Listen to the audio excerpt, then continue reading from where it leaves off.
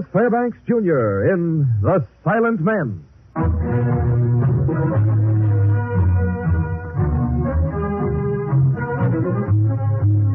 The National Broadcasting Company proudly presents Douglas Fairbanks' production of The Silent Men. Transcribed stories of the undercover operations of the special agents of every branch of our federal government and their relentless fight against crime. Now here is Douglas Fairbanks. The infant republic of the Philippines is the great testing ground of transplanted democracy, American brand. When it was learned by our State Department that the Hooks, a communist-inspired group of Philippine rebels, were using American-made weapons in their bloody raids, an immediate investigation was called for. And this is the story I pass on to you. In it, I play the role of Special Agent Donald Hines, the file case entitled Stolen Arsenal, in which only the names and places are fictional.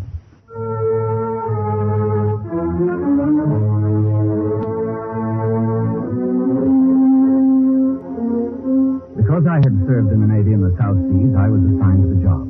My first contact was with a Mr. Manuel Zambales in Manila. He met me at the airport. I spotted him leaning against the steel wire fence, a thin, wiry-looking little man. Mr. Hines? Yeah? I am Manuel Zambales. Oh, glad to know you, Manuel. We will go this way, please. No, not through the rotunda. There is much tension in Manila now. The Hooks are threatening to seize the city. The Hooks are using American weapons, eh? Yes, sir. The same weapons that once defended us are now turned on us. In one village alone, 27 people lose their lives. And the source of these weapons is unknown? They are conning the Hooks. They smuggle them in old fishing junks. Where are you taking me now? Very close to here. To meet one of the Hooks. These ruins we are passing now, they were once a modern housing project. Now... You said one of the Hooks? We have those among us who serve as Hooks. I want you to talk to this one. We stop here. Already?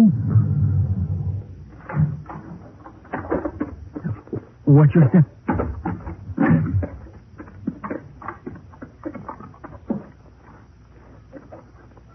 Here. You have a match? A lighter?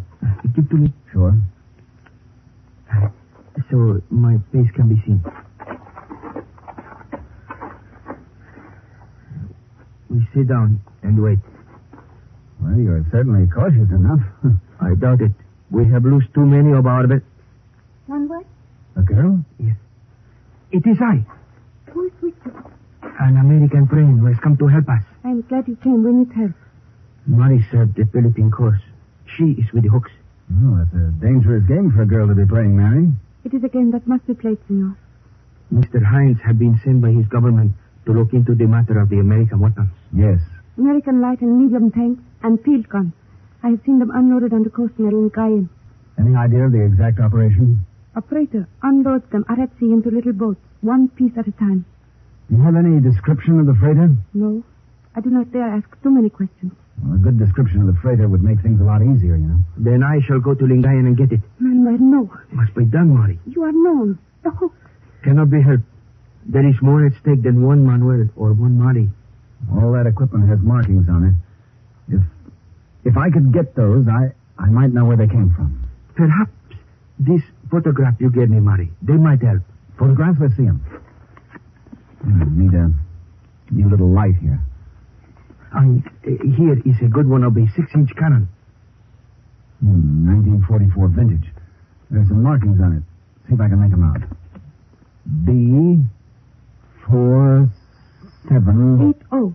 Those are the last two numbers. B4780. Good. Well, that gives me a starting point. At Guam, they have complete record. And I will go to Lingayen to see what I can find out about the Prater. When will you be back, Mr. Hines? Well, let's meet a week from today. Same place, same time. I must leave now. Manuel, please be careful. I have much to be careful for. Have I not, Mary? Yes, Manuel. Goodbye. Goodbye, Mary.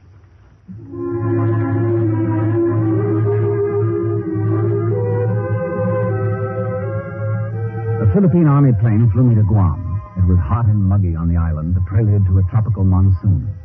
In Lieutenant Commander Forsyth's office, however, there was a noticeable lack of warmth in the greeting I received. Come in, Mr. Hyde.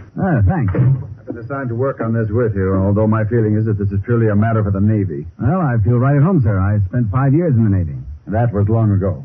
Well, you have a chart of all the islands in the Caroline Group which hold war surplus material. I'd like to see it, please. On principle, I object strongly.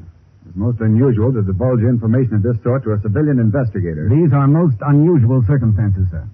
Yes. Well, I've been ordered to cooperate. Here it is, decoded. I'm looking for a weapon that has the following serial number, B4780. B. All B prefixes are on this group of atolls, 91X to 94X inclusive. You're sure? In this branch of the service, we make it a point to be sure. In that case, the weapons which the hooks are using have been stolen off 91X. Impossible. These islands are continually patrolled and are accessible only by outrigger canoe. They have guards stationed on them? Civilian natives, small family group, for maintenance purposes. How often are they patrolled? Every 2-3 weeks. Enough time to strip any one of them. No decent-sized ship would come within 2 miles of any of these islands. Well, there's only one way to find out. Let's go and see for ourselves.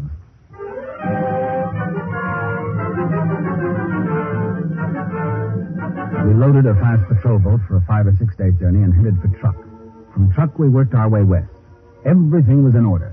To me, the trip was something like homecoming week. All these places had a familiar look to me. I even had a chance to brush up on my pidgin English with the natives.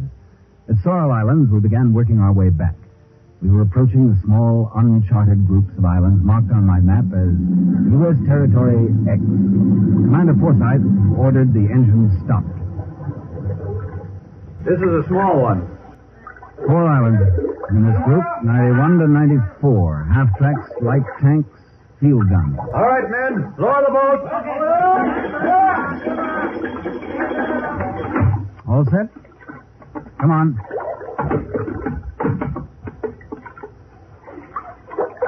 Well, this island doesn't seem inaccessible.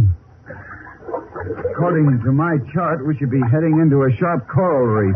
Isn't it possible to blast through the coral? Yes, of course. That's how they made a channel so they could get in to store the equipment.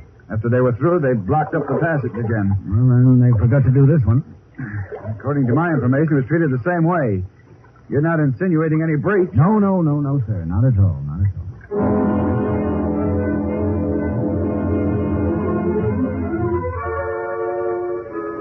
Man by the name of Cholak looks after this one. We'll probably see his hut when we get up this bank here. Just a minute. Yes, what is it? These wheel marks coming down to the water's edge. Yes, I don't understand. I do. Come on.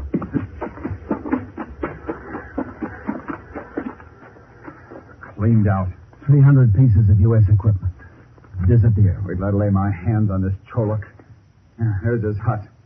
Cholak! Cholak!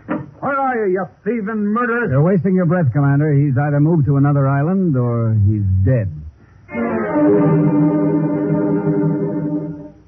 Cholak's hut showed no signs of violence. Apparently, he'd been bought off by the captain of the pirate freighter and moved on. But islanders never moved too far, so we knew he must be in the vicinity somewhere. We sent our native boys out to make some inquiries, and soon we had his new address. Tulasuk Island. We paid him a visit. A whole procession of villagers followed us to Chuluk's tethered Abacao hut. I hope your pidgin English holds up. I do, too. Here's his place. Cholak! Hello, Texas. Me talk you. Okay, you come along me house. Me talk. Okay. Chuluk, why you go island? White man, him say she boss. Say go, quick. Why him say go? Him say come along big boom, me die. Woman die, baby die. I lost him there. They told him to clear out quick. Oh. Him take all the gun. What kind of ship him got? Ship? Water buckets. Oh, him big water buckets. One him big. One him all right. How him take guns? Him boom water. They blasted the coral. Used one big ship and one small one. Probably an LCVP. The LCVP ferried the guns out to the freighter, and they were hoisted aboard. Commander, get me a stick, will you? I'm going to have him sketch the ship on the ground. Right. How him look, big buckets? Oh, him 12 big. Here's your steak. What does 12 big mean? Well, that's the highest number they can think of in terms of, well, it means very big. You make water buckets with stick, huh? Me make. Yeah. This is fella man bone dry. He dry too much. What in the world? That's a tough guy. Him say me die, baby die. He's doing a good job with that stick. I make her out to be a freighter. How about you? Yeah, Liberty type. Sometimes me find this fella man bone he dry too much. You know him again? Me know him done fool. Okay, you belong us? All the time me belong you. All the time me Texas. Come on, Commander.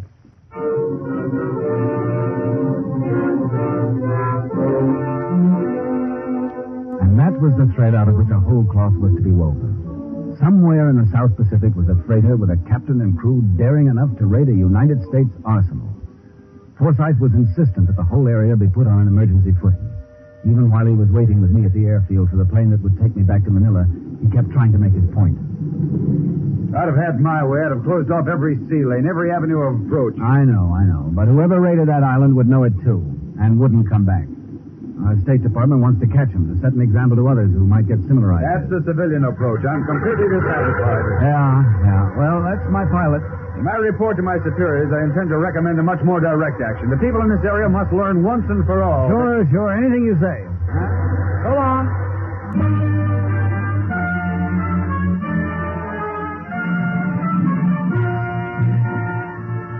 Back in Manila, I spent a couple of days trying to locate and identify all Liberty-type freighters who might be operating in these waters.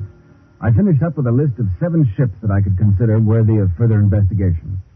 It'd be a long process and probably a fruitless one. I was in not too happy a frame of mind when I went that night to keep my rendezvous with Manuel.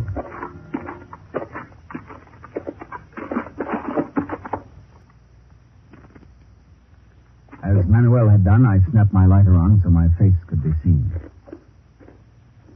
Senor Hines? Mary, I was expecting Manuel. He could not come. He's all right, though. The answer to that is in God's hands. He joined the crew of the freighter, Colombo. That is the ship that brought the guns here. We know that for certain. The Colombo. Yeah, I have her on my list. But she's under Panamanian registry. The crew is made up of hooks and feet for their daring. And Manuel is with him. Well, where was she bound? Australia, the first mate said. But he was lying. Colombo's under Panamanian registry, yet the crew is hooked. I don't quite understand. And here is something I find bitterly hard to understand. The captain of the Colombo, he is an American.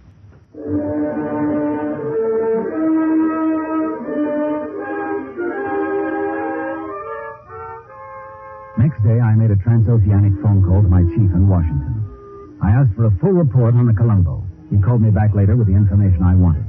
5 hours later, I was back on Guam. Forsyth's attitude toward me hadn't improved considerably. It's time you got back. Well, out of the past 48 hours, I've flown 12 hours, worked 30, spent the next 6 hours in plain foolishness, such as sleeping and eating.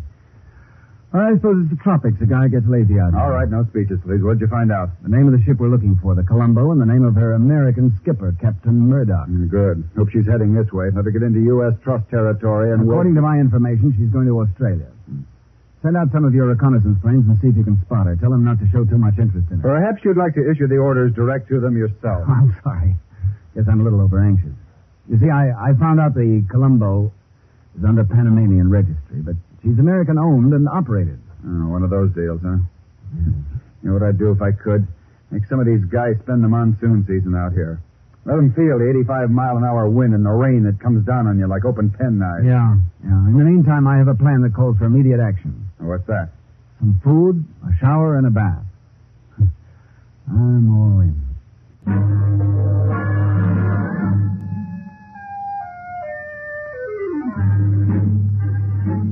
From that point, Commander Forsyth took over. And make no mistake about it, he knew his business. As the reports came in, he charted the course of the Colombo on a huge wall map in his office. At Sangi Island, the ship veered sharply to the east. When she hit Sansaro, we were in U.S. territory. Finally, she changed course again, this time northeast to east. Her intent became clear. She's heading for 93X. Yeah. The gall, the colossal gall. Well, I better get moving. I want to be there to meet her. How long do you think it'll take her? She's moving fast, a little more than 2 days, I'd say. Well, that'll give me time. How many men do you want? None. Oh, yes, yeah. An islander who speaks fair English, just the two of us. You can have Sheep, my orderly. Sheep. I'd like to have been at that christening. Those island nicknames. How about cover for you? What if something goes wrong? No cover, please. We want nothing to stop her from loading the stuff. You can get her when she's in the clear. This is the darndest thing, taking orders A suggestion. from a civilian. It's a good thing you were a Navy man at one time or so. Once a Navy man, always a Navy man. All right. And don't forget that. I won't, sir.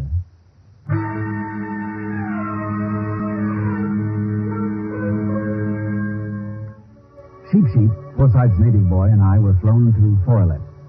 And from there it was a half-a-day's trip by outrigger canoe to X-93. The United States government demands that at least 2 reliable witnesses be prepared to testify to any criminal or fraudulent act. So, as we approached our destination, I swore in Sheep as a special agent. Category? Temporary. The islanders were only too willing to take off for different parts when Sheep explained why we were there. Under the roof rafters of the hut, I fixed a place where I had a commanding view of the shoreline as well as the approach to the house. At dawn of the 3rd morning, I was awakened by the boy. Sore, you better wake up. Huh? Where's the boy? The boat is at anchor. Oh, let's take a look. Yeah, that's her. You better hide quick. The canoe, it is on beach. I did not see it before. All right. Don't panic. I hope this platform holds me. Quick, Sore. They are unbanked. You afraid, boy? Sheep never afraid. Good. Ahoy there! Hello there. Who's in charge? Me, Sore. I am boss. Yeah? All alone? Mother and father go to Ulil, Sore. You lying landlubber. No one else with you on the island? No, Sore. It don't make sense. But then nothing in this whole wide Pacific Ocean makes sense. I think I'll go into your hut and look around. Very well, Sore. Yeah, I guess it's all right. But you'd better not be lying to me, boy. Never lie. All right. I have orders from the United States government to move all this equipment off. The guns and tanks? Everything. But the patrol, they say nothing. Never mind arguing. You can't win and I can't lose. I've kissed the Blarney Stone. Have you? No, Sore. All right then, lad. Just give us a hand. You have papers? Well, now, if that isn't the luck of the Irish, one literate islander in the South Pacific and I had to find them. Here's your documents. Thank you, Sore. Now, why would they be leaving $1 million worth of stuff with one man, and a young one at that? Sheep's very strong. Sheep's got a wagging tongue in his head. Where's your lumber? In back of hut, Sore. Call me captain, you swab. I'm a seagoing captain, you understand? A license? Oh, now, what's the use? Come on, give me a hand. We're building a ramp to the shore. But the coral reef, it is impossible to... We're blasting the channel through it. Come on now, young Dick Swabber.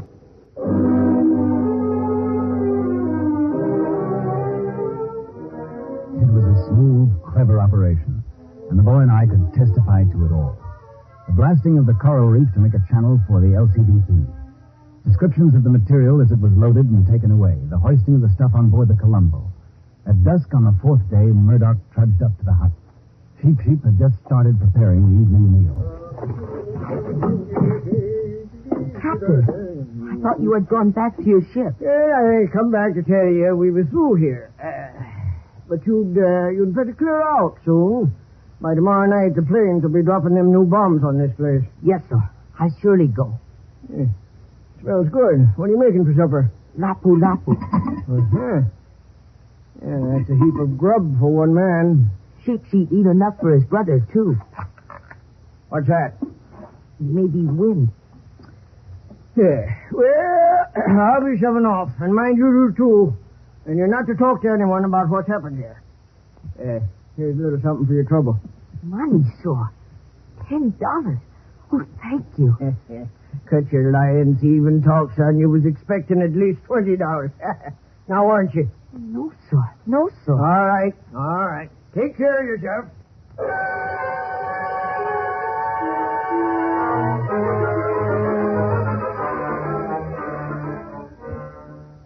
You may come down now, sir. No, he's suspicious. The captain's wise. I have a hunch he let the boat go and stayed behind himself. Look, boy, if he comes back, don't look up here. Go on, eat your supper. As you say. It is very good, this lapu-lapu. Shall I give you some? No, thanks, not now. There's someone outside. Quiet.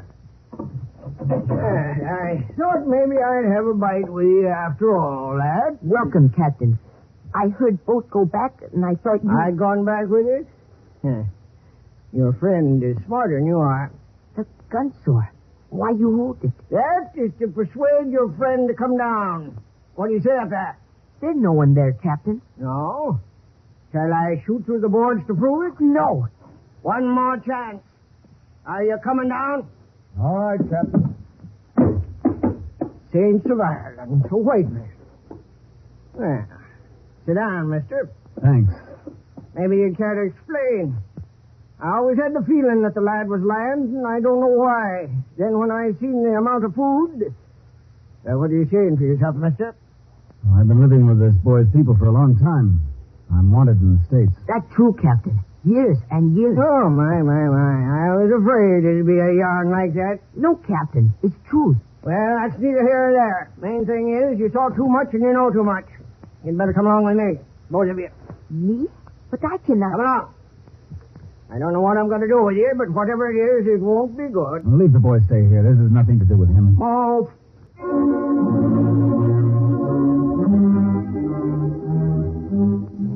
The LCVP was waiting for us, and using his gun for emphasis, the captain invited us in for a ride to the Colombo. On board the ship, we were taken below deck to a little cabin. It's so dark here. I can see nothing. The conveniences aren't all they should be. My mother, she will worry. Oh, we'll be all right, boy. We'll be out of here soon. And the girl I was to marry, she will be very angry if I die. Oh, stop talking nonsense. Commander Forsyth will have us out of here in a few hours. The commander said so? Yeah? Then we will be safe. Quiet. Someone's at the door. Yes, who's that? Manuel, what happened? Your American government could not stop them from loading the ship. We'll let them load the ship purposely, Manuel. Then we'll seize it with the cargo aboard. But you will not live to give the evidence. Don't worry about that, Manuel. Someone's coming. Quiet, boy.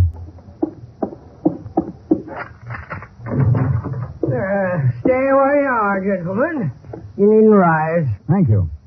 I wish things hadn't turned out this way, but you had no right to interfere with the wheels of industry. Industry? So, my own particular industry, hiring myself out to the highest bidder. But killing ain't my line, and it saddens me to think I may have to look after you two in such a manner. Why?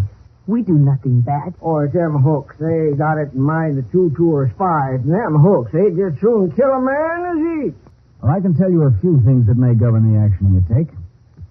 5 or 6 miles out, you'll be met by a group of American naval ships. Oh, an interesting revelation, and you speak with some authority. I do. I'm a special agent, United States federal government.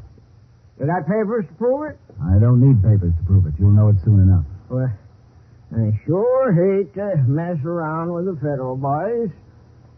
On the odd chance that you aren't bluffing, I'm not. it'd go pretty bad for me if you weren't around when and if they got to me. Very bad. They'll be expecting me to pull a banker in the morning. They'll be waiting for you whenever you try it. Maybe not. Well, one thing to do, make a run for it. What's so funny? If they sink the ship, you go down with her. If we get through, the hooks watch you. Either way, you lose.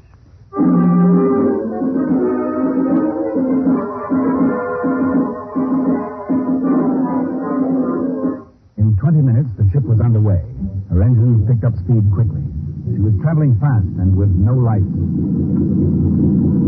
The ships. I hope they are there. They will be. We have already traveled 5 miles. It's the police! Manuel! Quick. They're going to run for it, and we may be fired upon. Get us out of here, or we haven't a chance. Right away. A searchlight. I saw it. Another one, sir. A circle of ships around. Oh, isn't that a sweet sight? Look, sir. Other ships are moving in. We'll have to stop. I pray that you are right. Good boy, Manuel. Lean on it. The boat's door. It has stopped. Here, Mr. Hines. I have brought some pistols. We can fight our way up to the deck. That won't be necessary. Listen. Ahoy! Stand by for boarding! Come on, let's get on deck.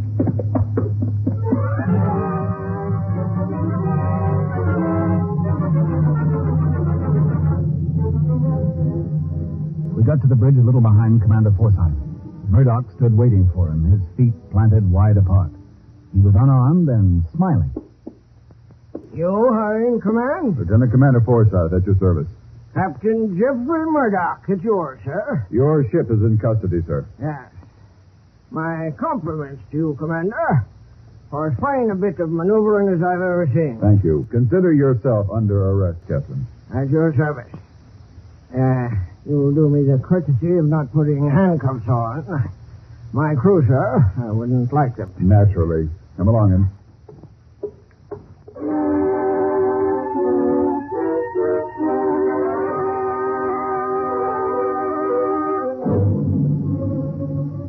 Murdoch had gambled and lost. My job was done. I'd made my final report to the Philippine authorities and was at the airport waiting for my plane to take off. I had 2 young friends with me.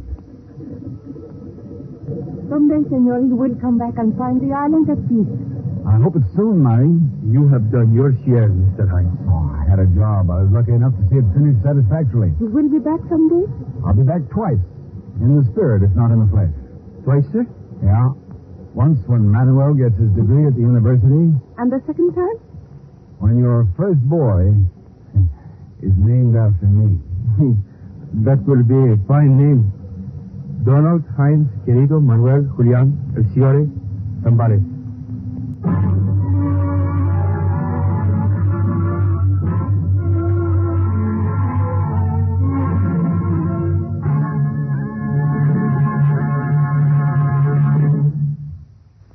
This is Douglas Fairbanks again. The recapture of the stolen arsenal closes another chapter in the distinguished chronicle of our silent men. The special agents of all branches of our federal government who daily risk their lives to protect the lives of all of us.